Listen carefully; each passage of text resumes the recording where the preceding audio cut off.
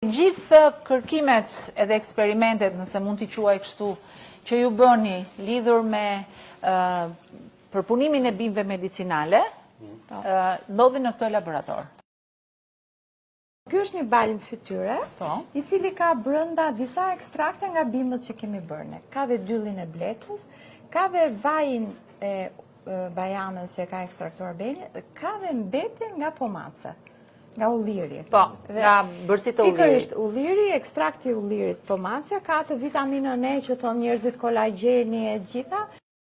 Ajo që dua nga ju, është që të diskutojmë si Ministre e Arsimit, do në këtu kam ardhur sot me kryetarin e Bashkisë së Elbasanit, me drejtoreshën rajonale të Arsimit dhe me drejtoreshën e Agjencisë Kombëtare të Arsimit Parauniversitar, sepse në bisedën që ju bët me kryeministrin dhe në bisedat që kemi bërë bashk, jemi shumë të impresionuar nga gjithë pasioni që ju vini në këtë punë. Dhe më ke thënë një gjë që më ngeli në mendje, është një pasuri, është një dije, është një pasion që duhet përcjell.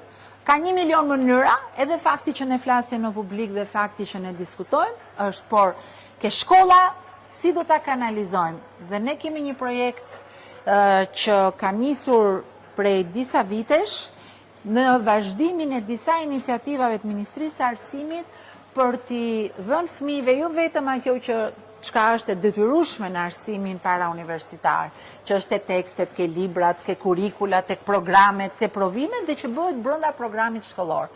Ajo që duam është që të shfrytëzojmë në mjediset që neve po investojmë gjithmonë më shumë brenda shkollave dhe rreth tyre, por dhe në komunitet, të tjera aftësi, që nuk janë detyrimisht ato që janë në program, që janë marrëdhënia me njerëzit, marrëdhënia me sportin, marrëdhënia me artin, marrëdhënia me zejet, marrëdhënia sidomos me natyrën. Dhe projektet të ndryshme që ne disa i quajmë qendra komunitare, shkolla të kthehet në një mjedis ku praktikisht mund të vinë njerëzit e lagjes të komunikojnë, ta përdorin si park, të mësojnë gjyshet etj. etj. Marrëdhënia me natyrën është një marrëdhënie të cilën ne kemi humbur, të cilën nuk kemi asnjëherë vonë për ta rifituar.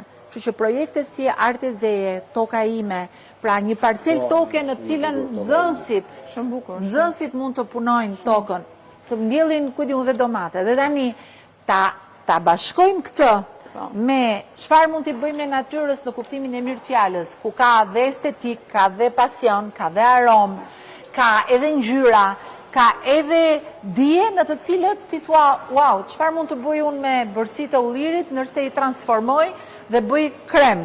Çfarë mund të bëj unë me bimët të cilat normalisht i shkel me këmbë si një gjë që natyra e prodhon pa nevojën time? Na e ka dhënë me shumë bujari. Dhe ne nuk dim ta njohim, nuk dim ta kthejmë në një dije, por sidomos në dashuri.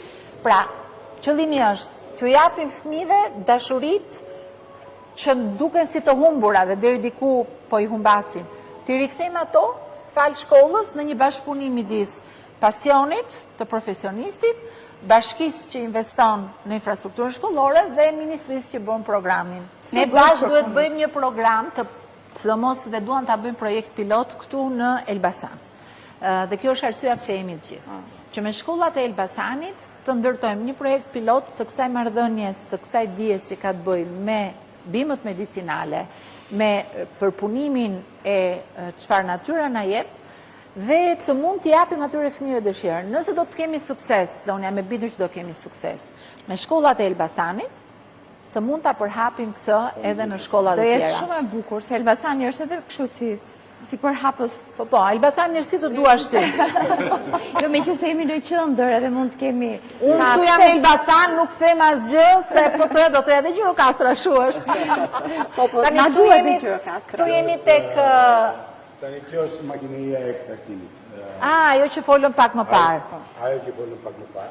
Aktualisht ne po ekstraktojmë farat e rrushit. Qazimi është...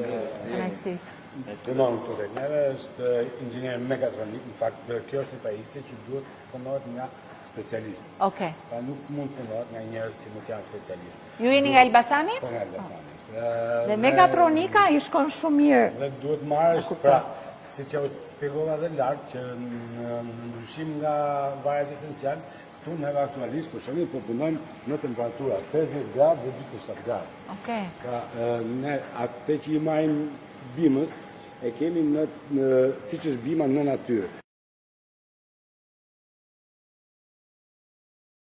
Ky do të jetë një projekt që do të ketë tre palë. Do të ketë bashkinë edhe ministrinë, ne e kemi për detyrë, dhe do të ketë këtë laborator fantastik, Ameli, nëse mund ta quaj kështu, që të mund të bëjmë bashk dijen tuaj, infrastrukturë mendim nga bashkia dhe angazhimin e strukturave arsimore, mësuesve, drejtorëve, me qëllim që në të 5 shkolla të krijojmë mundësinë për të ndërtuar serat vogla, në këshillën tuaj dhe në koordinimin tuaj të mund të përzgjedhim bimët medicinale që mund të mbillen nga fëmijët nën kujdesin tuaj, dhe pastaj ta shoqërojmë gjithë këtë proces bashkë me fëmijët, çfarë do të thënë një bimë aromatike, çfarë vlerash ka, të bëjmë herbariumet siç kemi pas bërë në një kohë, të kuptojmë dhe të ndërtojmë këtë marrëdhënie emocionale, sepse është e vërtetë ajo që thatë ju, që duhet ja u përcjellin fëmijëve.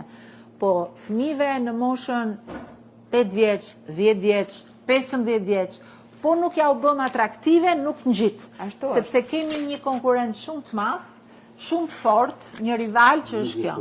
Në mbështetja jonë, neve e duam shumë që të...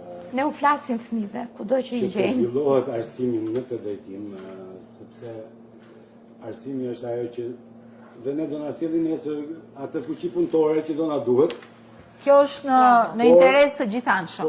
Kemi laboratore edhe në shkollat tona dhe të përpiqemi që t'i ngrejmë, edhe ky është motivi i mirë në fakt që ne në shkollat tona, të gjitha shkollat të rikthejmë laboratoret e biologjisë dhe laboratoret e kimisë, dhe ky është hapi i parë që ne duam ato t'i rikthejmë në model të plot, pra në funksionalitet të plot, në mënyrë që fëmijët dhe të rinjt tanë të jenë sa më afër me natyrën dhe ta kuptojnë të gjithë çelësin e natyrës.